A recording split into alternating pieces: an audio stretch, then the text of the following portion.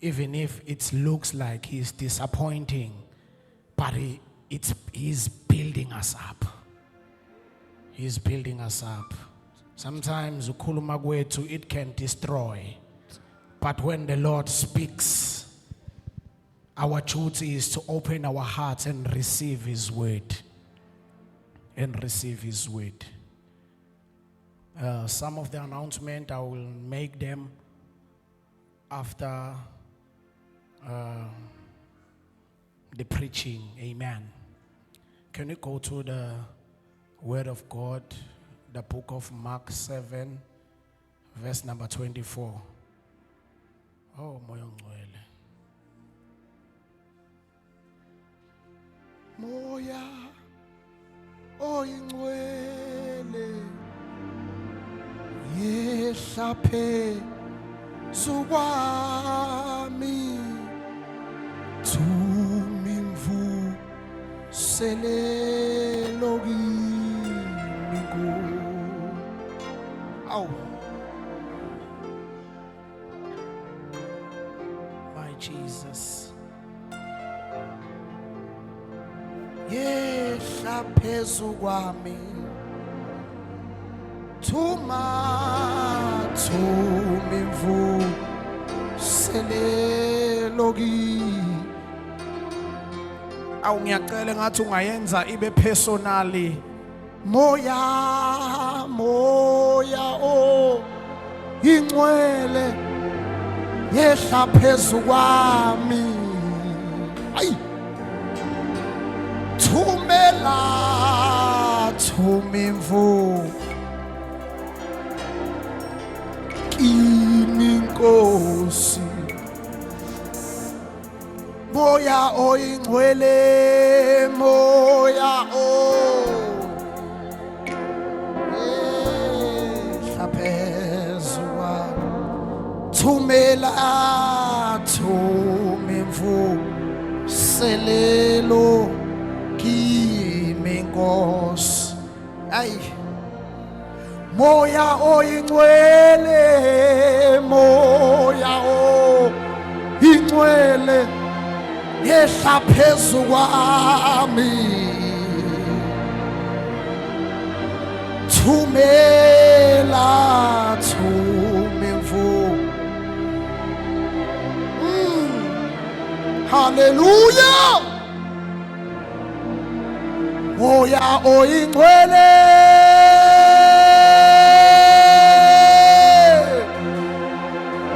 yehla phezu kwami.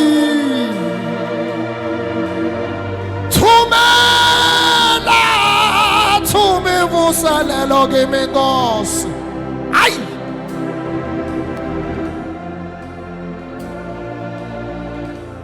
Verse number 24. Moya yehla phezu kwami. Thumi mvuselelo.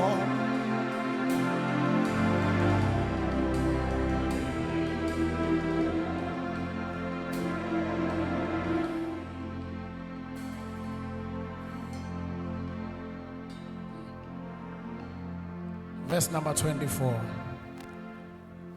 Wayesemuka lapho waya emikhawulweni yaseThira wangena endlini akathanda noma akathandanga ukwaziwa umuntu kodwa wayengena kufihlakala.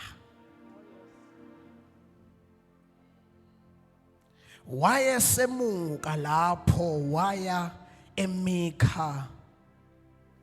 emikhawulweni yaseThira wangena endlini akathandanga ukwaziwa umuntu kodwa wayengena kufihlakala. Father, we thank you for your word. Thank you for your word. Thank you for your word. Khuluma ngalo uNkulunkulu wethu ongcwele silalele nokulalela in Jesus mighty name. Amen. La sifunda khona bazalwane sithola izwi likaNkulunkulu lithi uJesu waya emkhawulweni yaseThira. Uma ngabe sefika khona iBhayibheli licacisa into eyisimanga la ukuthi wayengathandanga ukubonakala. Abanye amagama njengoba engene eThira akathanda ukubonwa umuntu. Akathandanga ukubonwa umuntu. Kodwa ngenxa yokuthi ubani ongene eThira. Bani ongene eThira mhlasimpe ukube mhlambe kwako omunye umuntu ongene eThira engathanda ukubonwa umuntu nangempela kwangeke kwenzeke ukuthi angabonwa umuntu wayengeke abonwe umuntu okwangempela. Kodwa ngenxa yokuthi kwangene eThira uJesu ngoba kwakhawunta ukuthi ubani ongene eThira, and number 2 ubani lo ofuna ungabonakali. Kwasho ukuthi uJesu ofuna ungabonakali kwanqaba ukuthi afihlakale. Kwanqaba ukuthi afihlakale. Nikhona bazalwane, because Jesus cannot be hidden. Jesus cannot be hidden. Nikhona bazalwane. Yeah, he tried to hide eThira, but it was impossible for him to hide because he cannot be hidden at all. I'm speaking about Jesus. I'm speaking about Jesus. Nikhona bazalwane. Yeah, the Bible says he tried to hide, but it was impossible for him to hide. Because when we speak about Jesus, we speak about the presence of the Father. In other words, you can't hide the presence of the Lord. Yeah. You can't hide the presence of the King. Though sometimes you try by all means to hide the presence, but the presence have all its ways to show up. Yeah, inayindlela zayo nje sokufela. Sengisho bukhona ke bukaNkulunkulu inasi indlela zayo zokuvela. Ngisho presence mawunayo. You can try by all means to hide the presence of the Lord in you, but the presence has its own ways to show up. Ikhona bazalwane. Yeah. Inezindlela zokuyiveza kuwe.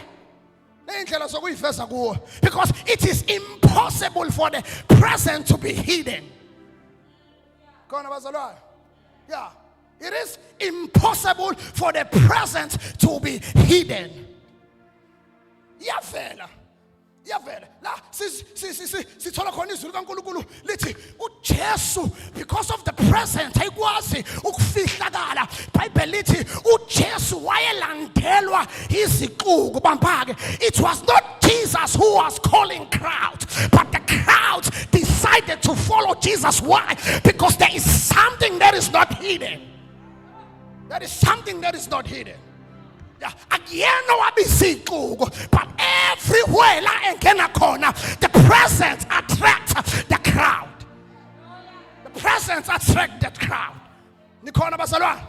Yeah. Sonke indawo la uJesu ayehamba khona iBhayibheli lithi wayelandelwa iziquku and then bese yayifundisa. Nikhona kodwa bazalwane, I like the verse la khona lithi impumputhe yayingabona emehlweni uBhartimeyu. He heard that Jesus will pass. He heard that Jesus will pass. Lento nginikeza ukuthi sometimes the presence can be heard. Sometimes the presence can be heard. In corner bazalwane.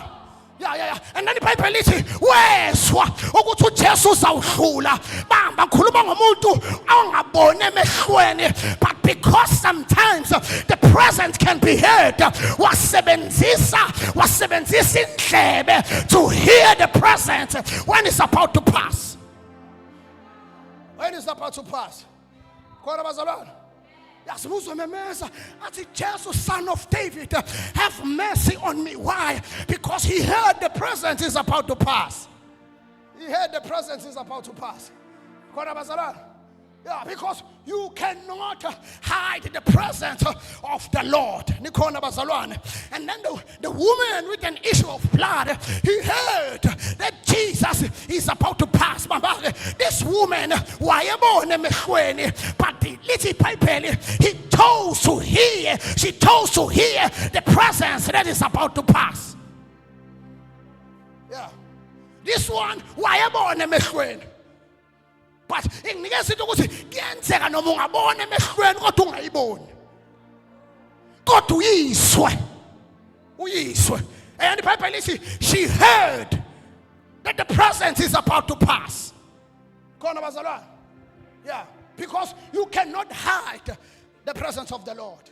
Even if you are trying to hide the presence, it is impossible to hide the presence. Bible says wayengenakufihlakala noma wayezama ukufihleka, but yena wayengenakufihlakala. Bafowethu bakhona bake bazama ukufihla into kaNkulunkulu ekubo. Bakhona abantu abake bazama ukufihla into ekaNkulunkulu ekubo. Kwasho ukuthi into ekaNkulunkulu ekuwe, it can never be hidden. It can never be hidden. Nikhona kodwa bazalwane, alalela, let me tell you, ivela usesonweni ivela usemanyaleni, kodwa ivela into kaNkulunkulu because ikhona ingaphakathi kuwe. Nikhona bazalwane, ubona ngendoda esethaveni kudlalwa iculo legospel, kuvuka ukuthi ikhona into kaNkulunkulu ekimi, noma ngiphakamisa ibhodlela elibrown but iyavuka into kaNkulunkulu, because the presence of the Lord can never be hidden. Can never be hidden. Abafowethu ngisho mina moko wazama ukuyifihla kodwa yangafihleka. Umako wazama ukuyifihla kodwa yangafihleka. Athi uJeremiah lento njengomlilo emathambeni, noma thiwa ngiyazama ukuthula kodwa kuthuleki. Ngithi ngiyayivala ngenhliziyo kodwa kwenzeki. Athi njengomlilo emathanjeni, I can't even shut whenever ngithi ngiyathula ivele iqubuke ngishise, ngoba the present, it is impossible to hide it. It is impossible. Because abazalwane, athi ngithi ngiyazama ungayikhumbuli kodwa ngibonakala sengiyikhumbula. Hallelujah. Ngithi ngiyazama ukuyiziba, kwasho ukuthi ayizibeke. Abafowethu ngikhuluma ngento kaNkulunkulu engazibeki mina. Hayi ngikhuluma ngento kaNkulunkulu, ipresence kaNkulunkulu engazibeki. Uthi uyazama ukuvala iminyango, uthi hayi namhlanje angiyi kodwa ikushise ngaphakathi. Nikhona kodwa bazalwane, uthi uyabheka esikhwameni ifini imali yokugibela yikho, kodwa ngenxa yokuthi khona into esikushisile. Khona bazalwane, kubonakala ngawe usuqhamuka, ukhanyukiswa yini? Ukhanyukiswa ukuthi kunento engaphakathi engavaleki, kunento engaphakathi engafuni ukuthula. Hayi bafowethu, manje ngangikholwa anikaze yini nihlangane nomuntu ungamazi engakwazi, but akubone athi wena ngomntwana kaNkulunkulu, wena usindisiwe, wena umzalwane. Ukubona ngani? Ukubona ngalento evalele kuwe, engavaleki, engafipheki, engafihleki, engavaleki. You cannot shut the presence of the Lord, even if you like it or not. You cannot shut. You can't.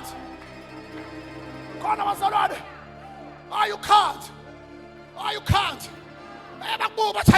Nceke Nkosi, awukazi usho lutho, awugqokile na, ayikho nento eshoyo ukuthi uyinceku, kodwa ngenxa yokuthi kunophawu. Kodwa Nkosi yami, there is a sign that shows that you have the presence of the Lord in you. Webazalwane, kanti kwenziwa yini ukuthi kukhethwe abantu ababili, ufunakala aba-5,000 ube amongst the two? Kwenziwa yini kukhethwa abantu aba-10 kodwa niba u-250 ube amongst the 10?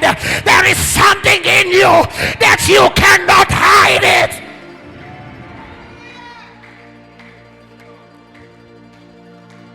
You can't hide it. You can't hide it. Ayingayizwa ipresence ikhona namhlanje. Ayingayizwa. Ngiyayizwa isuka emuva iza ngaphambili isuka kwa right izwa lapho ngiyayizwa. Ngiyacela uyibambe. Bamba.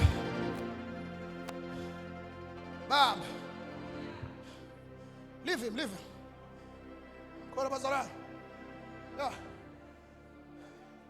Awuyayizwa ipresence. Yashisa. Abafowethu yashisa. Bebafowethu yashisa. Yabona ungangene ephutheni lokuthi noma uyizwa kodwa uyibekezele. Bafowethu ungayibekezeleli mawuyizwa. Ikhona bazalwane. Sometimes sike senza amaphutha amaningi in the house of the Lord.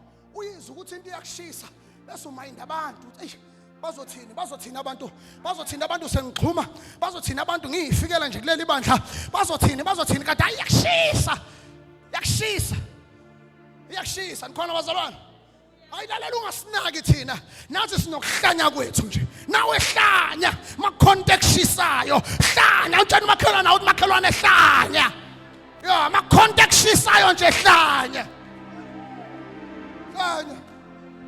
khona bazalwane. Yeah. Ngoba usungekho emhlanganweni womphakathi, usungekho ekomidini, but you are in the presence of the Lord. So akwenzeki mawusebukhoneni bakhe angafakashi yena ebese izinto ziba ngendlela athanda ukuthi zibe yiyo. Akwenzeki. Bafowethu akwenzeki. Nikhona bazalwane? Yeah. Now, iBhayibheli lithi ke kwathi masinyana wesifazane ondodakazi yakhe incane inomoya wobungoma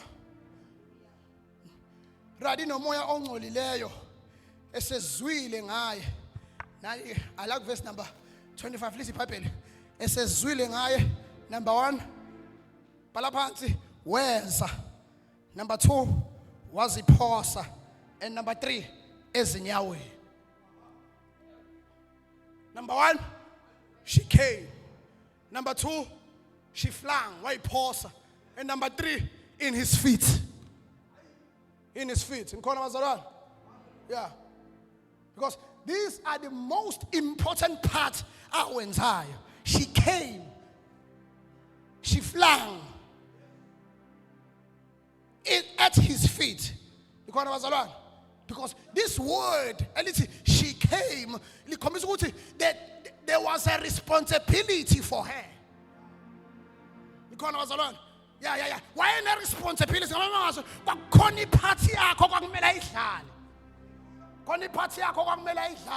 The Bible says she came. And number 2, another important part of she flung, waziphosa pants. The word waziphosa means surrendering. Nikhona bazalwane ngamanye amagama uma ngabe uyiphosa phansi uthi I have no option besides you.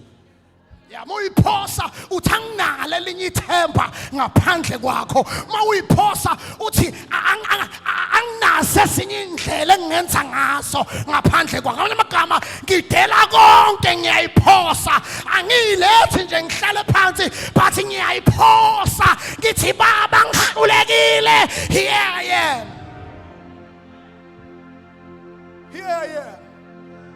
Wayiphosa.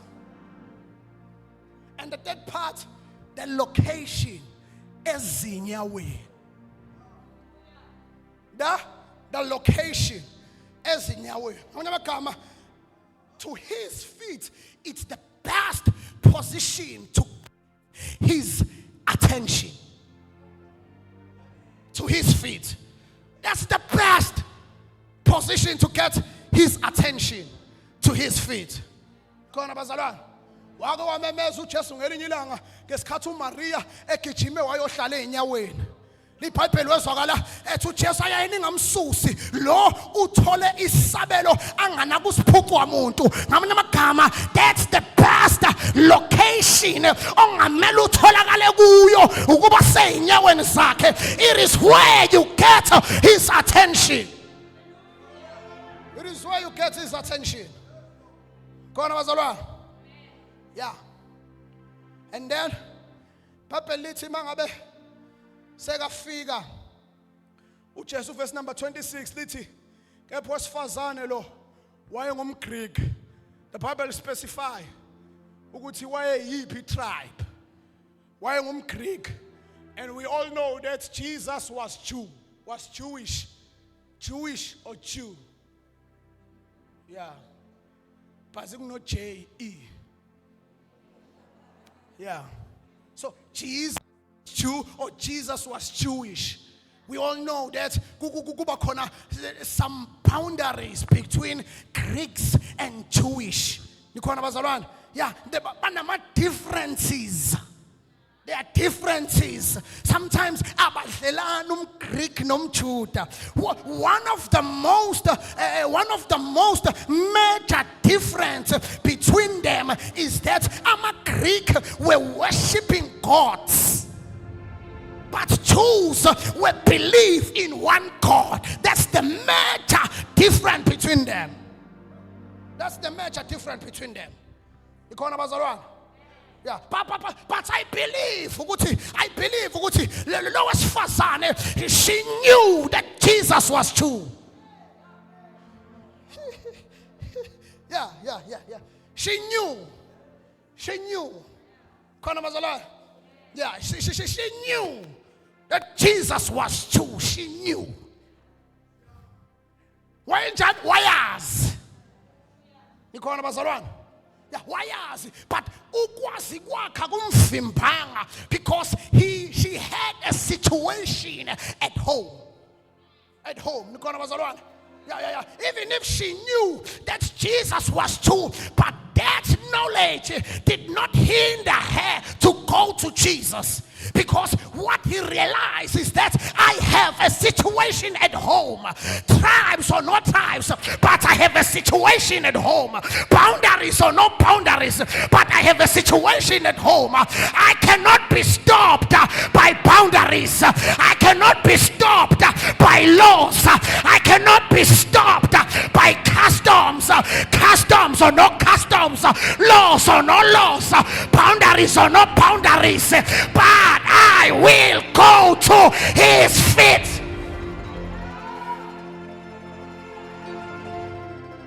I will go to his feet.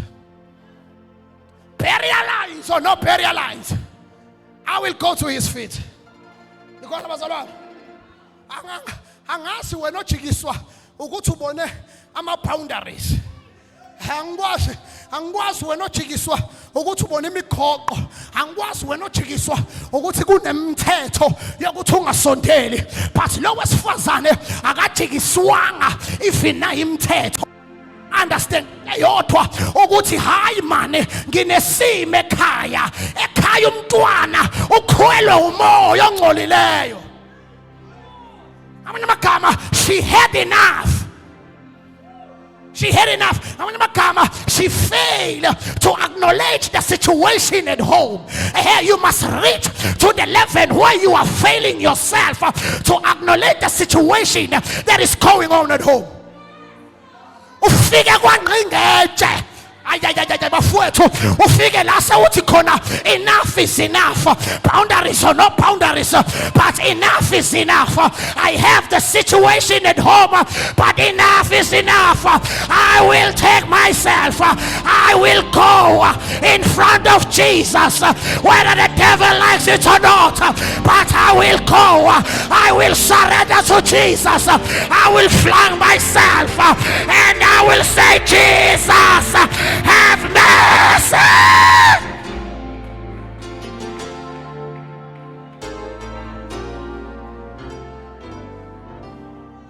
I will say, Jesus, have mercy. Have mercy. I will say, Jesus, have mercy. Now, corn, phakathi kwethu, corn.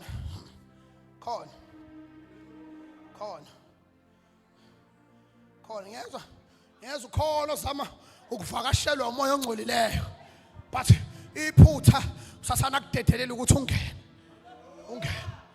uthi nje ungene khona bazalwane ungene ngike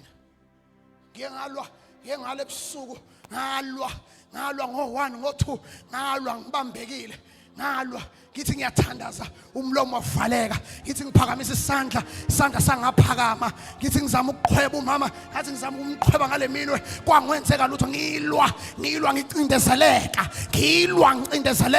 washo uJehova wathi namhlanje kunabantu abazokhulula ecindezelekweni nabantu abazokhulula namhlanje nabantu abazokhululeka ecindezelekeni uzamile you have prayed but you failed to pray lalela ngithi ngiyathanaza ngithi ngisho ngelimo kwangenzeka ngithi mama kwangenzeka ngithi ngizama umqhweba kwangenzeka kodwa kwasho ukuthi izulu liphakathi kwami langidedela Jehova washo ukuthi there are some people in here that I will release them usho njalo Jehova namhlanje emini uthi abantu bakhululwa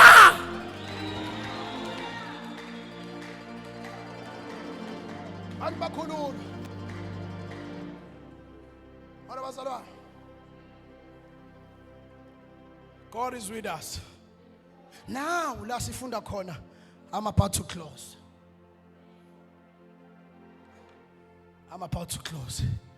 Shuglas. Bible lithi, when the woman asked Jesus to cast out a demon in her daughter at home, number one, Bible lithi, mawufunda lapha incwadi ka Matthew 15:21. The Bible says Jesus ignored the woman. Jesus ignored the woman. Come. The woman have surrendered to Jesus.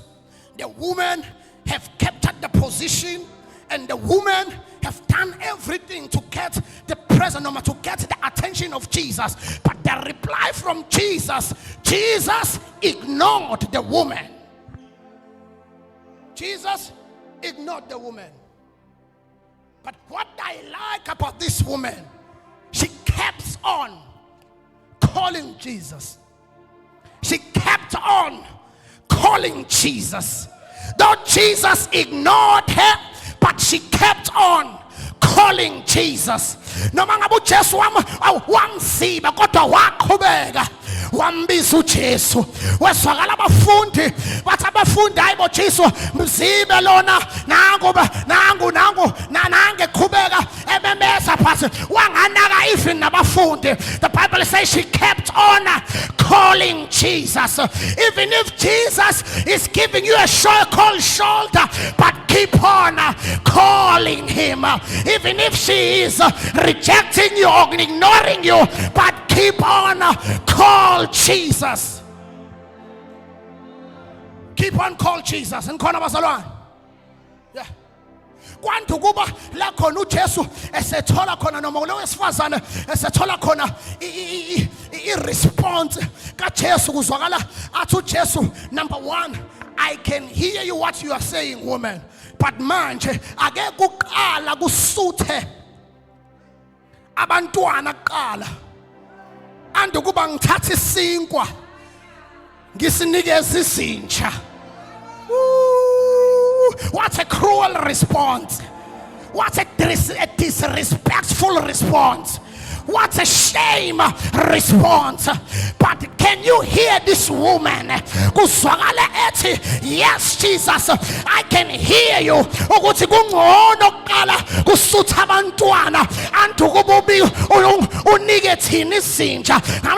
Jesus called this woman a dog. But this woman, even if she felt the insult, but she did not leave the present.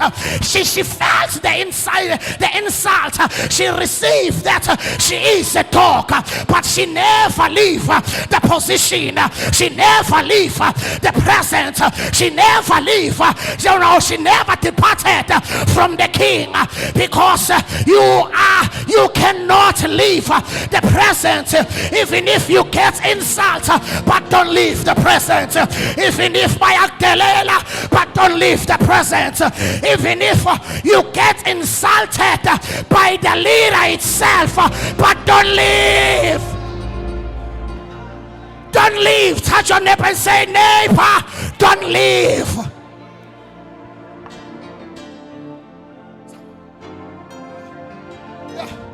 I see she. Yeah, we are not leaving. This is Bible. Lowest Fazan, number one, she acknowledged. Bible, what yebo? That means yes, nginja. I like the scripture. Bible, lowest Fazan, what yebo? Nginja. And number two, she didn't respond with disrespect. She didn't respond with disrespect, but she gave Jesus his place. What's it? Yebo Nkosi. Yebo Nkosi. Abafowethu, yebo Nkosi. Yes, you are a dog. Yebo Nkosi. Yes, you are this and that. Yebo Nkosi. Yebo Nkosi. But I like her response. Kuzwakala ethi even nezinja sifanele imvuthuluka ehla etafuleni lenkosi. Amanye amagama lowesifazane uthi Jesu angisadingi ne full bread, angisadingi nolofu, kodwa sendinga nje yona imvuthuluka nje ukuze kulungise ekhaya. Sometimes you don't need even the full bread, but you need the crumbs from the master's lap. When you keep on kongelela the crumbs, it became there's full bread. In other words, isinkwa siphelele no ivuthuluka nihite efanayo. Siphakame sibe ngenyawo zethu.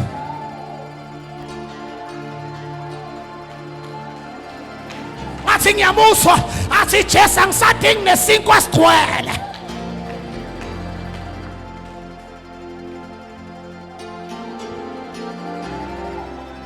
Aradaba kashantaradaba. Athi Jesu lesimo sami asadingi nesinkwa, but sidinga imvuthuluka. Ngamanye amagama ukube ngihambile ngangayithola imvuthuluka ngabe isimo sami siyafana, but namhlanje here I am waiting the crumbs. I don't need the bread, but I need the crumbs. I don't need the bread, I need the crumbs, because in those crumbs it may change the whole situation.